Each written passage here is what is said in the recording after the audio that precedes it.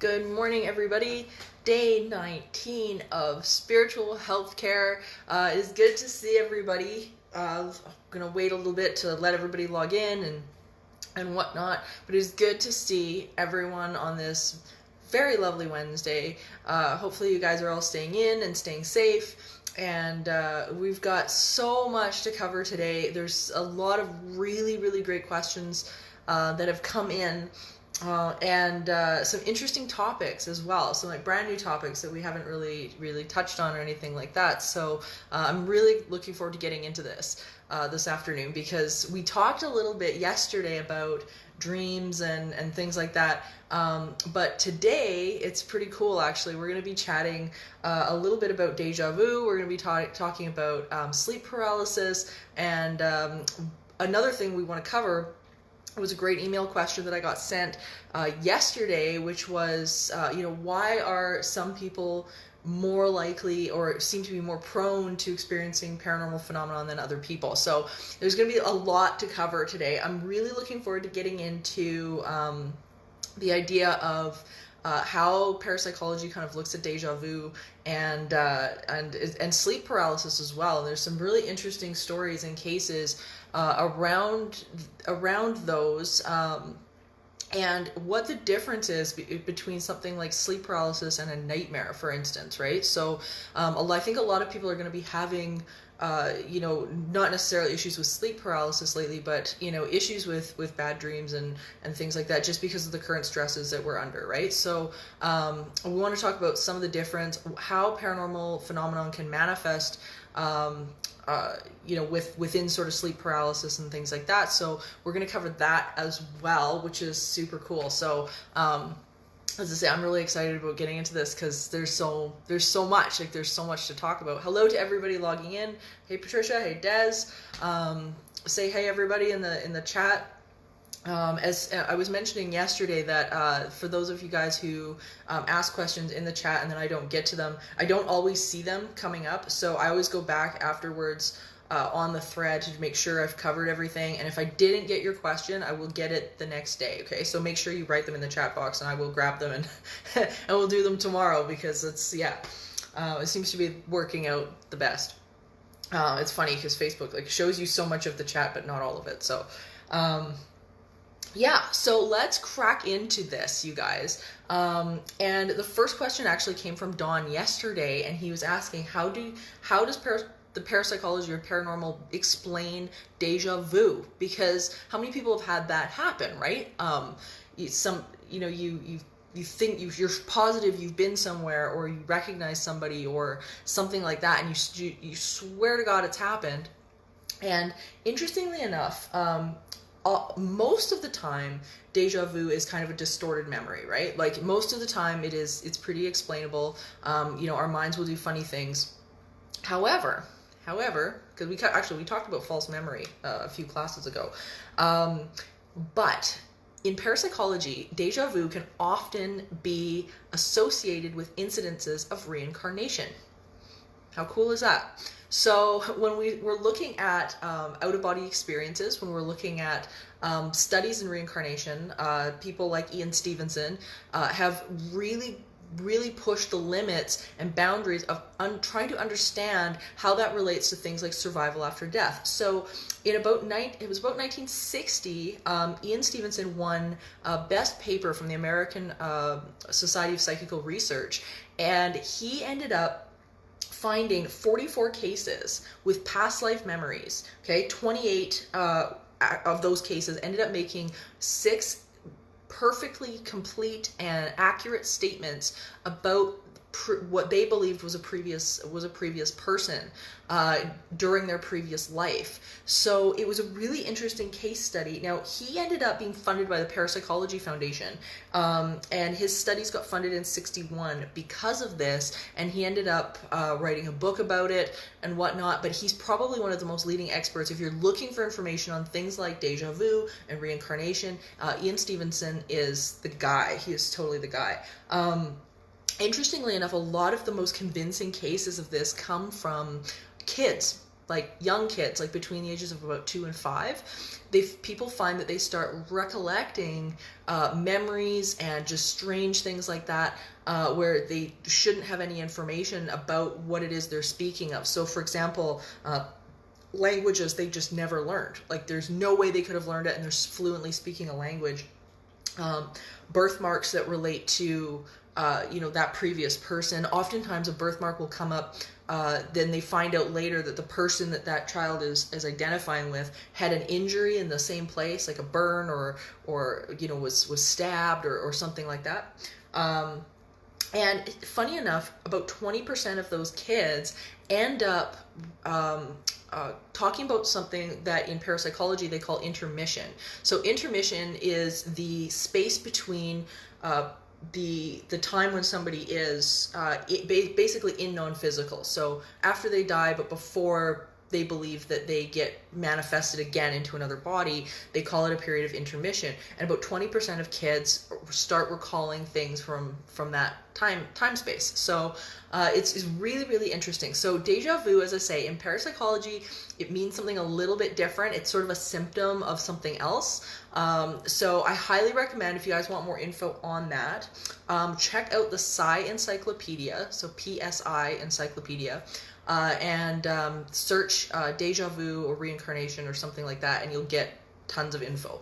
So it's pretty cool.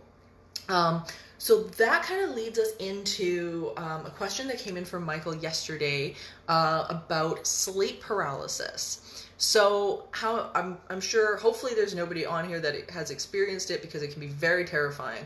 And sleep paralysis often is mistaken for example, somebody having a nightmare. It's sort of a common misconception. People turning around and saying, oh, you just had a bad dream. And that's simply not what sleep paralysis or night terrors and things like that, it's not what that feels like at all. It's very real. It's very real. It's not something that feels like it's taking place in your head, where you have a bad dream and there's all these horrible images that come up. With something like sleep paralysis, it is, you feel like you are experiencing it within the space. And it usually comes with very specific symptoms. So things like the feeling of somebody sitting on you or pushing down on you, or trying to smother you. Oftentimes they will wake up and see like terrifying apparitions and things like that, or they feel like they're waking up anyway. And seeing these terrifying apparitions and things like that in the room.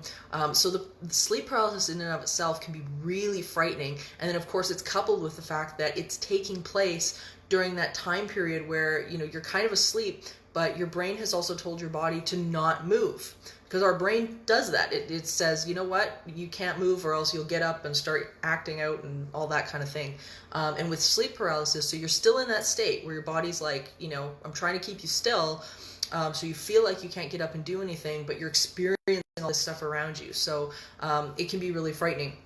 So how it applies within paranormal phenomenon is interesting, because it used to be really thought that something like sleep paralysis, for instance, is if you have a hallucination or something like that during that time, that it is simply that. It's a hallucination and that's it. That you're not experiencing something paranormal. But there's been research that has come out in the last little while, specifically by a researcher by the name of Christine Simmons Moore, and I'll find some of her research for you guys and put it on the Entity Seeker page so you can read it, where they're really discovering that state of being and that state of mind, when the brain is within those waves, is actually these people might be experiencing more phenomenon than what we actually think. It might not all be hallucination.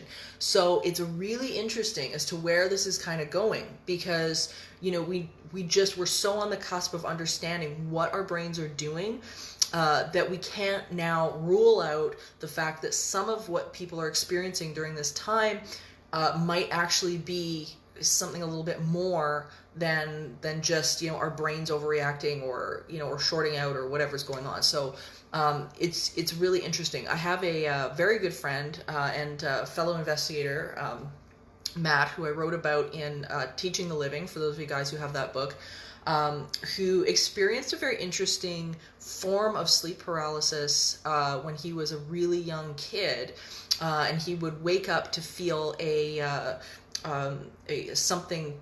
Basically, he couldn't move, and he would see this gigantic, gangly, kind of dog-like creature crawling through his window and onto his bed, and it would get right in his face, and it was terrifying for him. He was just absolutely petrified.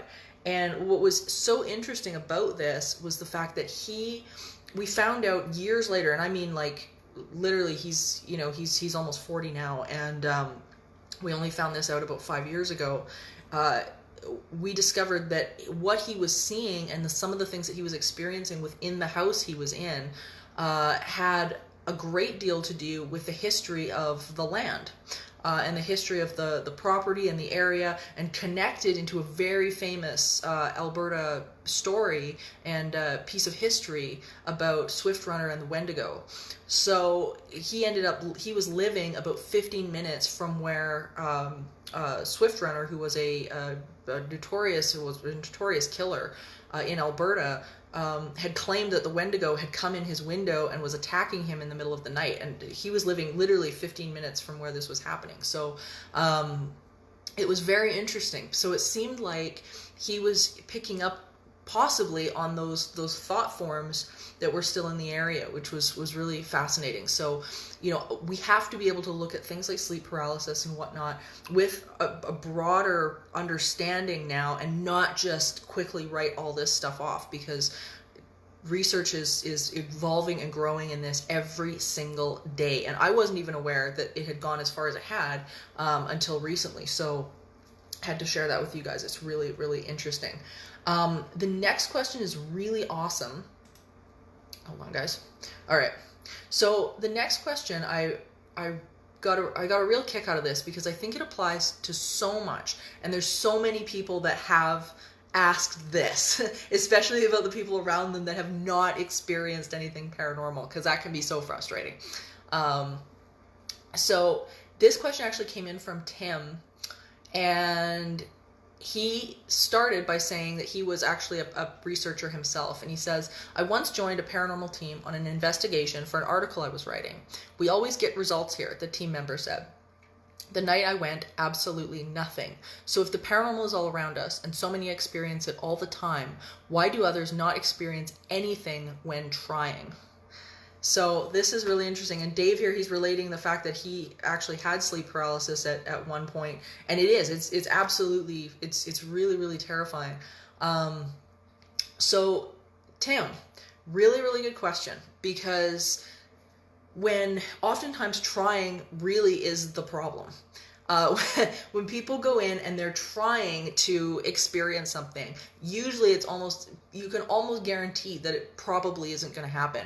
And one of the reasons for this is the fact that we are noticing, when we're trying for something, we're noticing the absence of it, right? So if we know that when we put our attention to something that we get more of it, what ends up happening sometimes is that if we start to put our attention on the fact that I really, really, really want this thing to happen, when we sort of start to activate the other end of the stick a little bit, because if we really, really want something to happen, we're focusing on the fact that, guess what? It hasn't happened yet. It's not there. So we kind of end up holding ourselves in limbo, and we don't actually end up experiencing the thing that we're hoping to or we want to.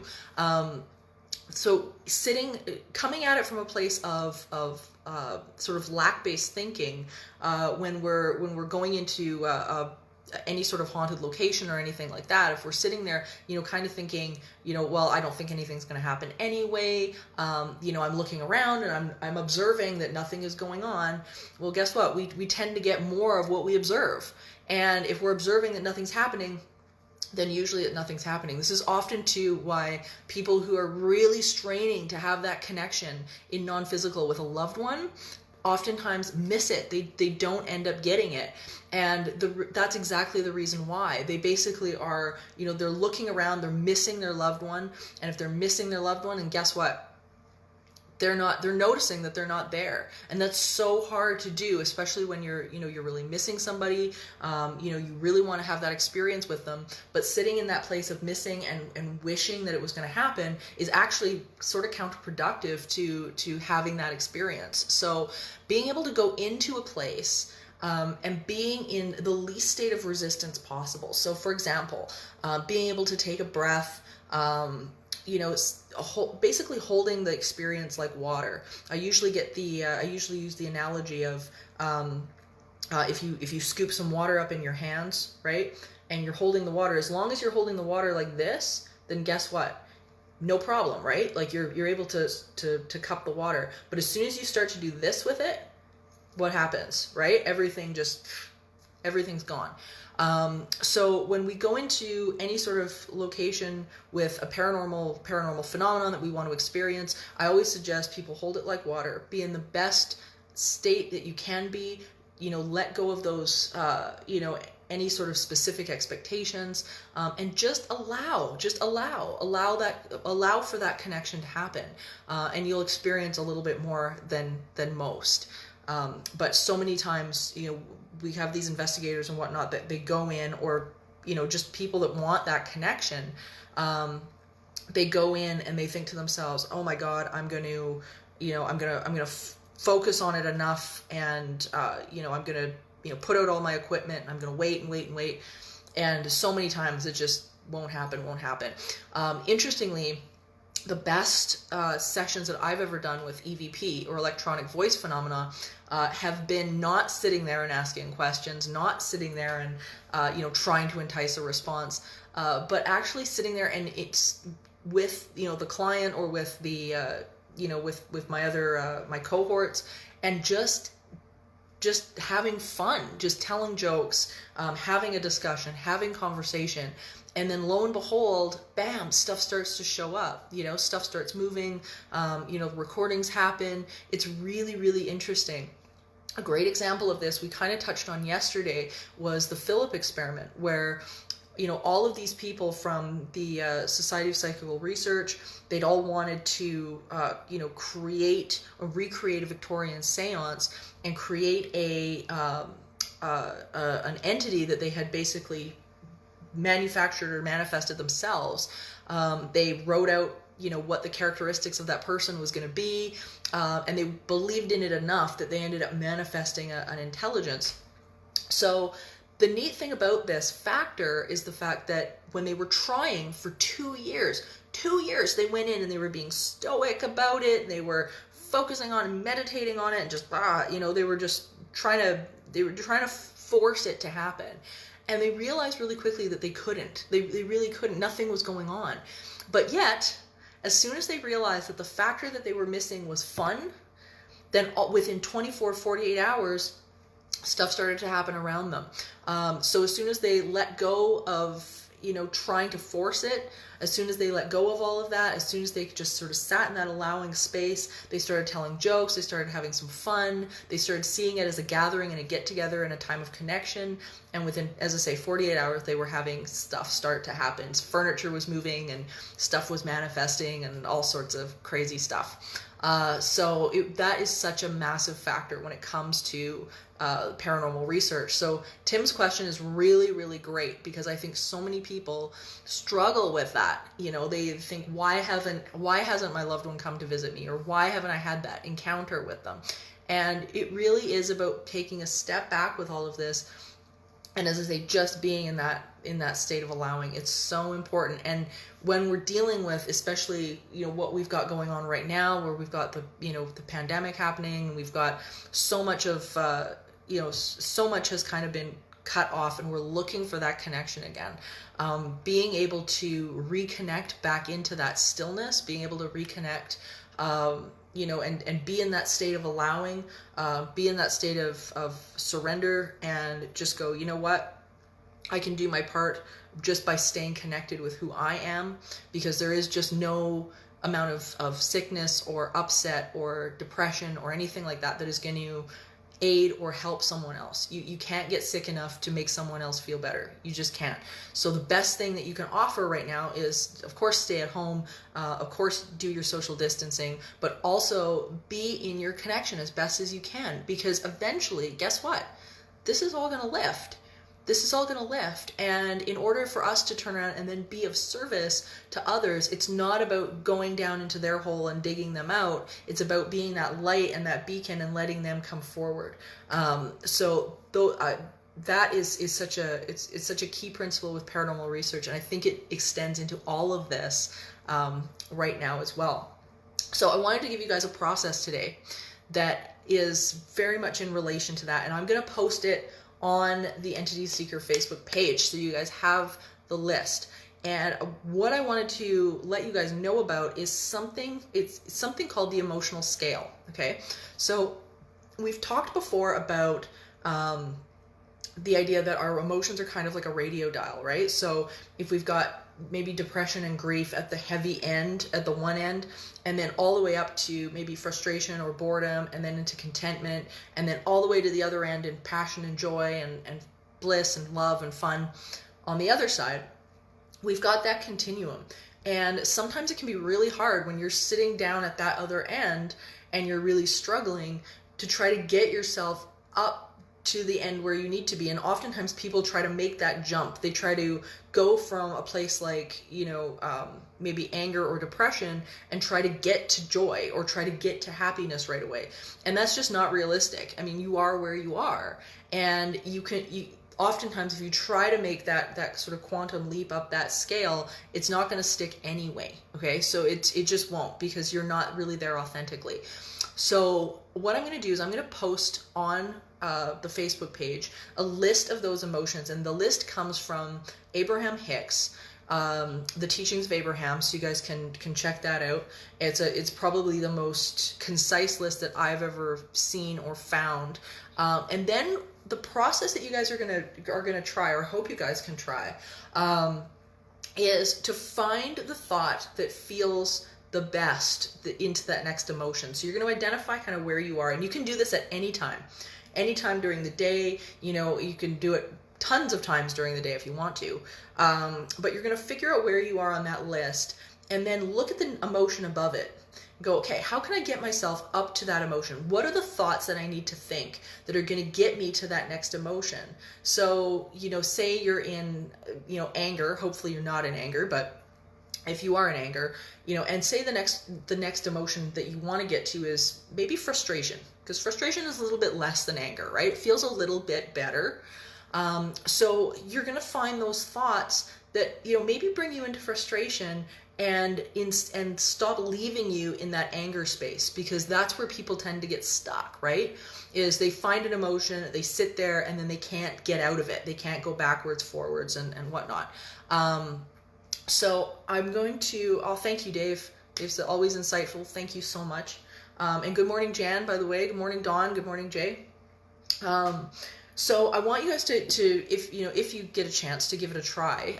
It's a great tool. It's probably one of my favorites, because, as I say, it's great for journaling work, and whatnot, but it also starts to train your brain into finding that next level of happiness, right? Because we can't always get from being upset and crying and down there all the way up to happy right away. It's just not always possible, but we can find the next thought that feels a little better. So once we start to work our way into something like frustration, for instance, we can then go from frustration to maybe boredom, and then from boredom to contentment, and then from contentment to something else. So as I say, you can sort of work your way up slowly, rather than beating yourself up for not being able to get into the positive place you want to be in. The one thing about people like deliberate creators, people that really know how to, to do this work, we tend to beat ourselves up a bit for, not being in that positive state all the time. And that's just, it's not realistic. It's just not. So don't do that. Stop beating yourself up for it. All right. I want to read to you guys a really great letter, because we're talking about don't beat yourself up. From our awesome book, Faith in the Valley by Iyanla Van Zandt. Some of you guys were asking about this book yesterday. It comes with another cover now. Good morning, Darren. It comes with another cover now when you guys search for it. So if it's not this cover, don't freak out. It's still called Faith in the Valley. But I want to read you guys a little bit of this because it directly impacts what we just talked about. Dear self, don't forget to love yourself today. Don't forget to touch your face, hold your hand, and by all means, give yourself a big hug if you need it.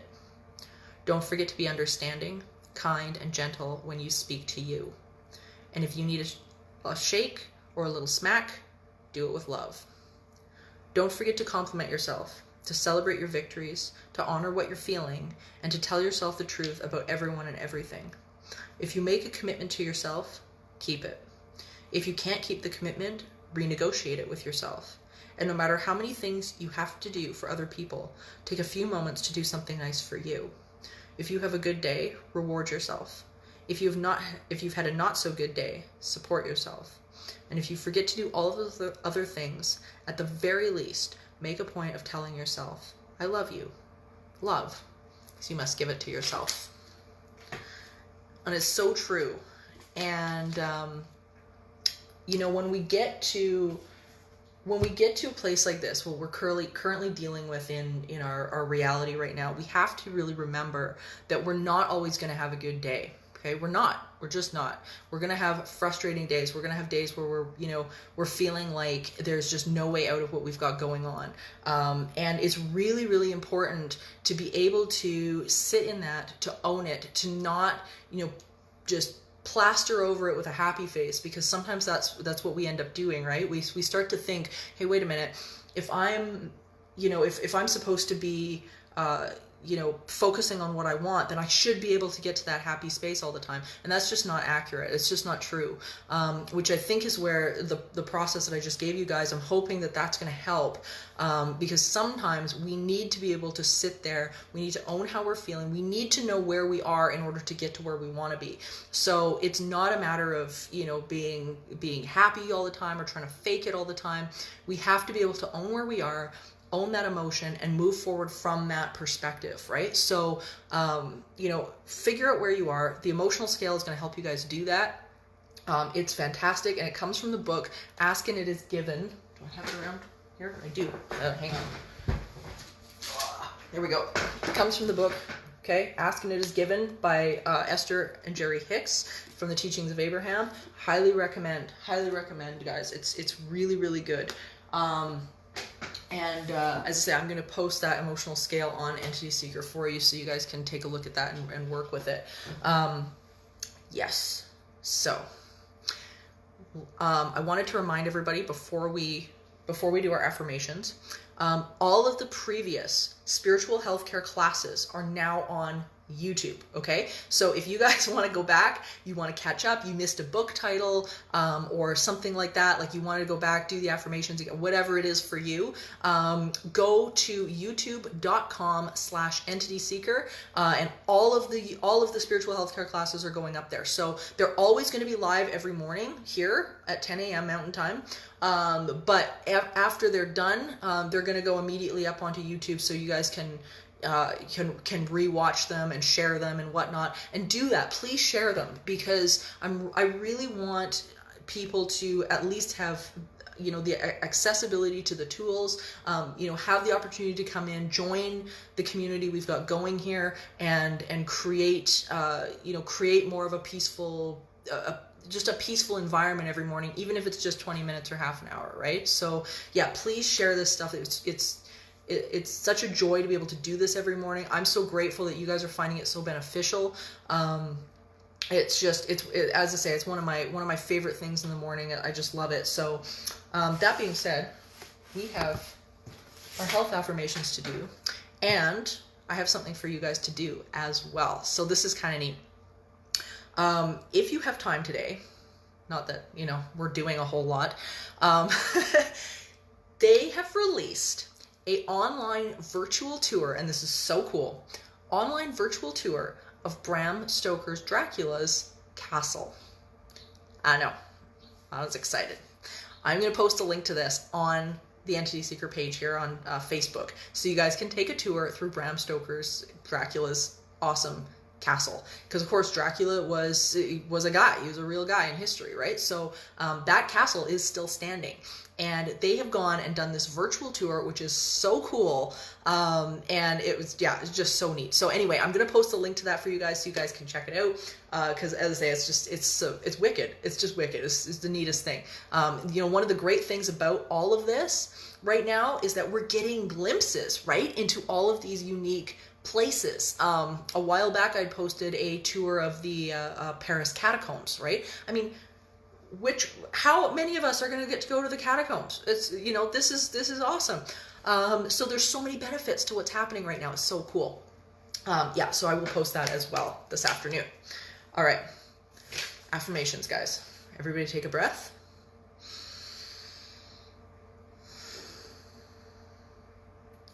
It is natural for my body to be well.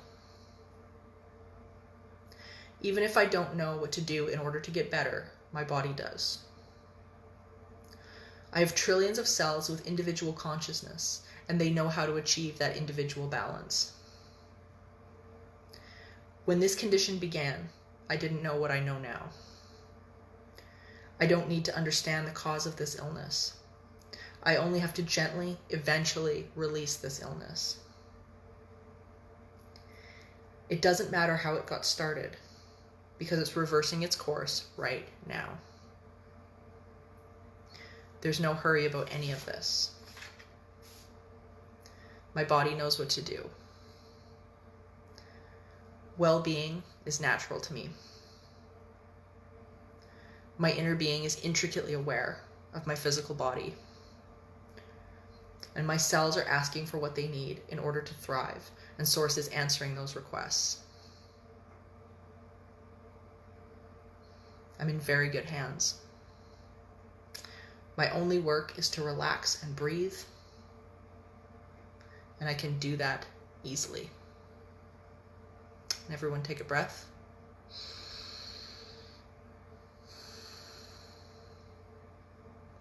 Guys, thank you so much again for another amazing morning of spiritual healthcare.